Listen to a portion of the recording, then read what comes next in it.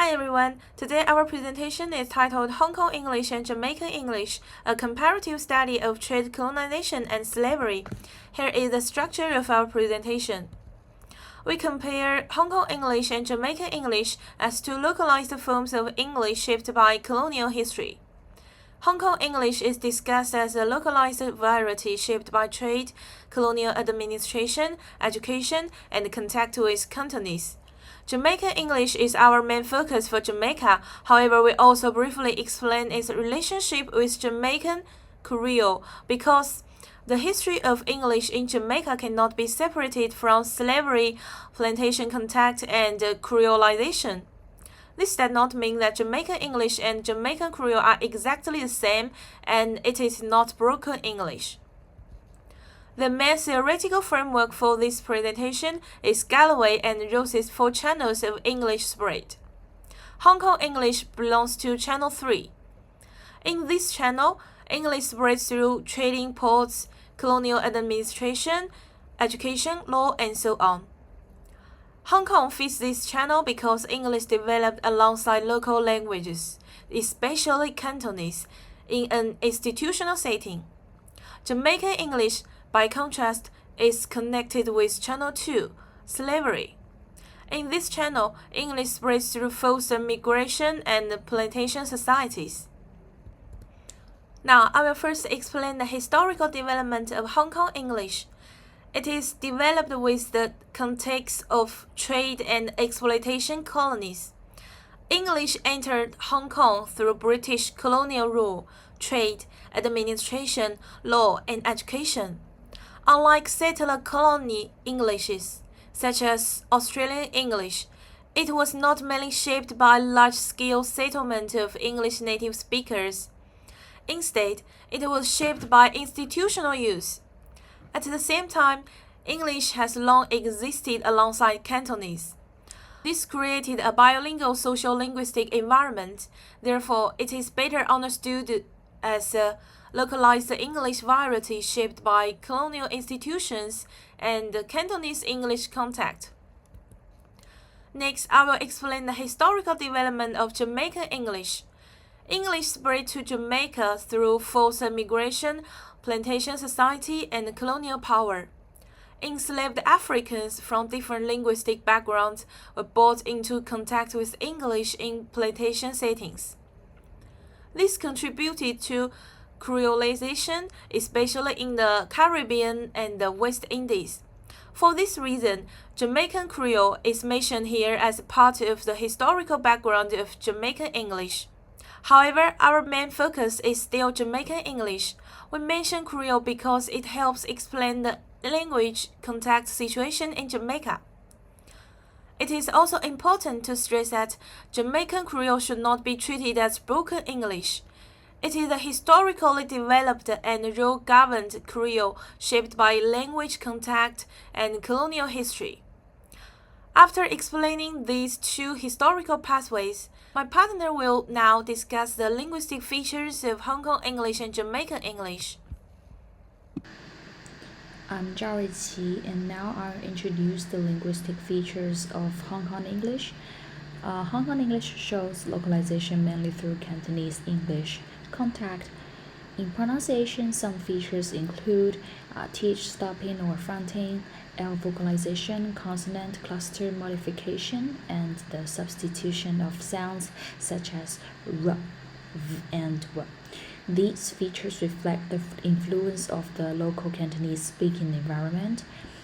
In vocabulary, Hong Kong English also includes local expressions. For example, lucky money reflects local cultural meaning. Hong Kong is also a multimodal, multilingual context where Cantonese, English, and Mandarin together may be used through code switching and code mixing. So Hong Kong English should not simply be seen as learner era. It is a localized Asian English shaped by language contact and multilingual identity. This slide mainly focuses on Jamaican English with Jamaican Creole as an important background. Jamaican Creole is closely related to English in vocabulary, but it has its own grammatical system. For example, forms such as me for I or me, not for not, and hafi for have to, they showed regular grammatical patterns, and plural marking can also be different from standard English.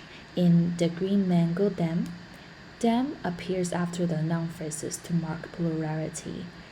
There are also pronunciation-based written forms such as Tuesday for Tuesday and drop down for fell down. Overall, these features reflect creolization, local identity, and West African substrate influence. And now, let's move to the comparative linguistic features of Hong Kong English and Jamaican English. First, their contact sources are different. Hong Kong English is mainly shaped by Cantonese English contact, while Jamaican English and Creole are shaped by contact between English and Western African substrate languages. And secondly, both of them show local pronunciation features. Hong Kong English has features such as th stopping and consonant cluster modification. Jamaican Creole shows local phonological forms such as Tuesday and drop down. The biggest difference is grammar. Hong Kong English is closer to standard English varieties, although it has localized patterns. Jamaican Creole, however, has more distinct grammar such as me, na, hafi, and plural them. So Hong Kong English can be seen as a localized world English, while Jamaican English is closely connected with an English-based Creole continuum. And now I will compare their present status among speakers. In Hong Kong, English is still important in education, in law, business, employment, and media. Because of this, Hong Kong English has strong institutional functions, and it is also connected with academic and professional mobility. However, local Hong Kong English features still face recognition issues because standard English norms remains influential. In Jamaica, standard Jamaica English has far higher formal prestige, especially in education and official domains. By contrast, Jamaican Creole or Patois is more strongly connected with everyday communication, cultural identity, and national belonging. However, Patois has lower official status.